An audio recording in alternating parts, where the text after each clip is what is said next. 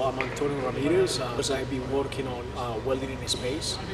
So I lead this project. This idea came from NASA Marshall. They call us and ask us, can you guys help us develop this technology? So we've been doing it for 4 years now. So why are we doing welding in space? This is actually beyond welding, joining materials in space, manufacturing. It was just large and complex structures in space. And when things get really large, we can launch them anymore. And the problem is when you have to launch your structures, you have to design them to withstand the launch. And once they are on space, they don't need to be that strong because there is no gravity. It will be much more efficient. We can just either ship the materials or the components, or we assemble that in space. My specialization is laser electron beam welding processes, and those are both two very high potential processes for welding and drilling in space. Why we're interested in welding and drilling in space is right now everything has to be shipped up from Earth. That you can't make it in space. The welding and drilling is one of the basic enabling manufacturing technologies. We started with a capstone team, 4 or 5 students working with us. One of them is actually a PhD student with us. Then we have had 3 capstone teams working with us over the last 3 years, and now we have a couple of PhD students and 1 master's. To prepare for the first flight, it took us 2 years to kind of develop and make the equipment and test to confirm our capability as OSU students. So the first parabolic flight was a lot about just showing that we could. There's a lot that goes into doing a parabolic flight, and it's not something that most people are familiar with. A lot of things that you wouldn't normally have to consider, like the integrity of the structure of your payload, that you have to when it's going on a plane. So that flight we showed that we could. Now using that data that we got from the last one, what we're changing on this flight is we are further optimizing all of our parameters. So we figured out that the thickness we were running in the first flight was much too thick.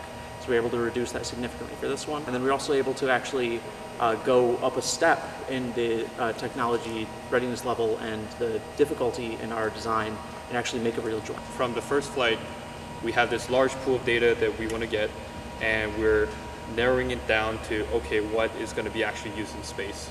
And that's the second, that's what we're testing in the second flight. We are here on our second flight campaign with Zero G doing laser welding in space conditions. We learned a lot on the first flight. We are now doing more complex geometries, milling groups and plates to weld on thinner material. So we're trying to make a hermetic joint, which we'll be able to test against a vacuum. And if we're able to pull that off, that means we made a hermetic joint under vacuum and in microgravity, which are very similar conditions to what you'd actually see in space. Undergraduate students as well as graduate students working together can make this very large, sophisticated equipment work.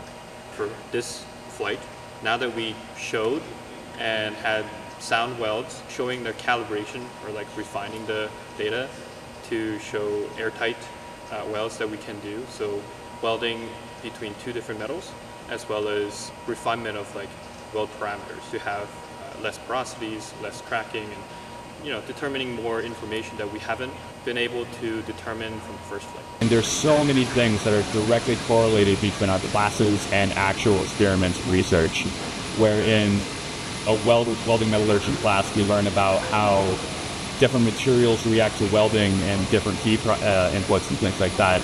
And that can translate directly to laser processes where the amount of power and heat that we put into a weld will change how it performs and how the strength of welding, everything like that. Well, that the welding program is one of the best ones in the world, the Ohio State one, in the country for sure.